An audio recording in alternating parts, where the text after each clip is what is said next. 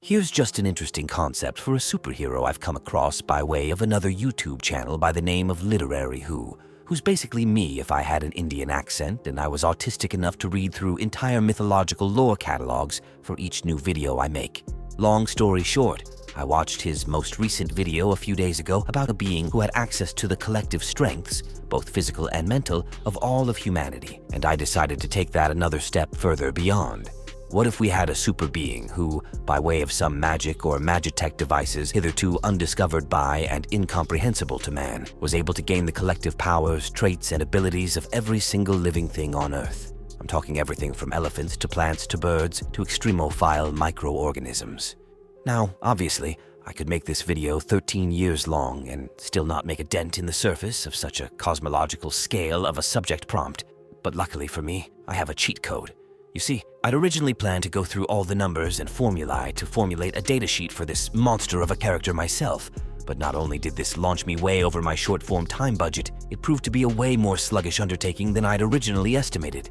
So this time, and this time only, I've elected to cheat and consult ChatGPT for the basic stat spread, mostly strength and speed, so I can spend more time and energy on what I consider to be the far more interesting implications of this build, which should only get more and more so as we progress. So in the name of intrigue and entertainment, I hope you can all find it within yourselves to forgive this little spot of indulgent cognitive delegation. For the sake of transparency and accuracy, I will be posting the answers I received back verbatim up on screen so you can look it over. Be sure to leave your thoughts, conclusions, and/or corrections down in the comments. However, for right now, as we do still need to walk before we can run, like I said before, I queried the Omnissiah's primary oracle on how much total force every human plus every big game animal on Earth combined could produce if we all worked as one colossal unit, and here's the number it came up with. Next, for speed, I asked ChatGPT, quote, if we added up the max running, flying, and swimming speeds of every animal in the world, what would be the total? And this is what it gave me back in response. Then, just for fun, I asked it what the total would be if every living organism could somehow unite in a monumental effort of strength, and here's the results it came back with. Also, I forgot to mention in the text that this final number is 0.1% the speed of light. But if we divide the most conservative estimate I could find of how many individual animals there are on the planet, I'll leave it up to you whether or not we should include insects or invertebrates like octopi in that equation, as those numbers make the total a little bit ridiculous, even by this subject's already far outlandish standards. By the 8.7 million species number ChatGPT gave us, then multiply the result by the AI's final number, we get an absolutely ludicrous figure of 38,422,988,505,747.1264 miles per hour, or just under 57,295.5 times light speed. And quite frankly, as far as I understand the physics of it, anything over 1 times c is just asking how many times you can kick a dead horse before it starts doing the Macarena, since what is speed if not distance divided by time? And once you start getting relativistic, the very notion of time as a linear progression of events starts to grow increasingly irrelevant. Oh, and it should go without saying that our super animal would be able to run, fly, and/or swim at those speeds. Not that it really matters when they could literally just show up wherever they're going yesterday.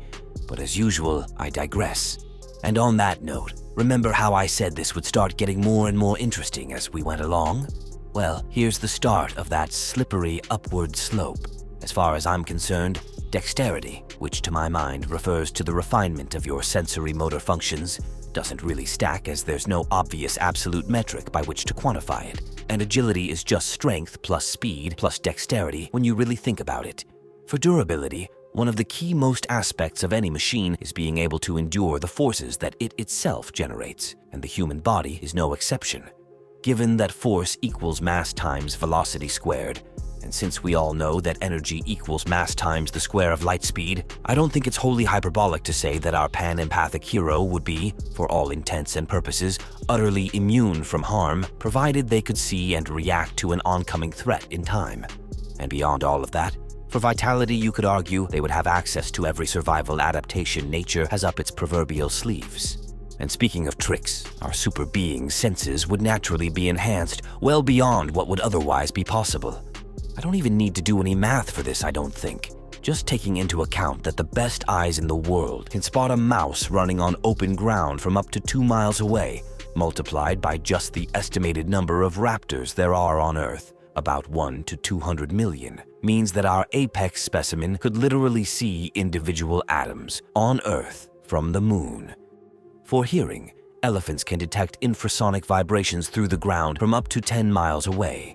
Multiply that by the approximately 150 million pachyderms in the world, and our man could hear a leaf landing on new fallen snow over in China. Same thing with sharks' electrostatic detectors.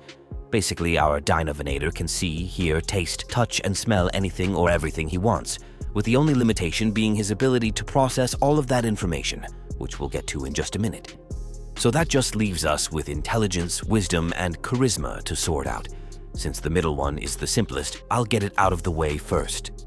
Wisdom, as I understand the term, is a measure of one's practical knowledge and experience, which for my purposes means straightforwardly that our super being would have the combined knowledge and experience of everything currently living, which would of course mean that they would speak every language and know every fact and secret anyone alive does. But it's far more than that. You see, not only would they have mastered every art, skill, and trade to the degree that anyone currently living has, they would have the total comprehension of all these living masters combined, meaning they wouldn't just be the functional equivalent to any one living master of a given discipline, but to every master, journeyman, student, and amateur working as one. They would be as though the very internet itself had somehow gained sentience. They would be, in a word, the single most powerful and dangerous being on the planet. And that's before we take back into account the fact that they can literally pick up and move mountains and have an infinite Uno reverse card up their sleeve in the form of their superluminal chronomancy. Now, I said I'd get to it in a minute, and now here it is. Intelligence is a bit tricky to quantify, since we don't actually have a solid absolute measurement scale for it yet. And before you type what I know you're about to, the reason I can't use IQ is because IQ doesn't mean what most people think it does. It's a relative scale, not an absolute one. It's a measure of how smart someone is compared to the rest of the population. Because of how the scores are calculated, 100 is average by definition, meaning the average person, as in circa 70% of the population, will have an IQ score between 95 and 105 just by statistics alone. So if I say someone has an IQ of 200, all I've actually said about them is that they're roughly twice as smart as the average person.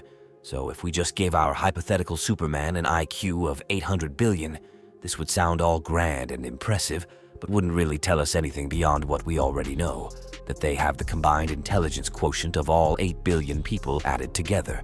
And as people far more qualified than me to tackle this problem have thus far tried and failed to do so, I think I'm going to play my other YouTube jail-free card and toss that scalding hot potato over to the comments section to chew on. And as long as I'm tossing out bones, here's a few X factors I just thought of to consider and debate either here or over on the Discord. Again, assuming I remember to refresh the link. Number 1. Would our super animal's powers be of parasitic or of paralleling nature?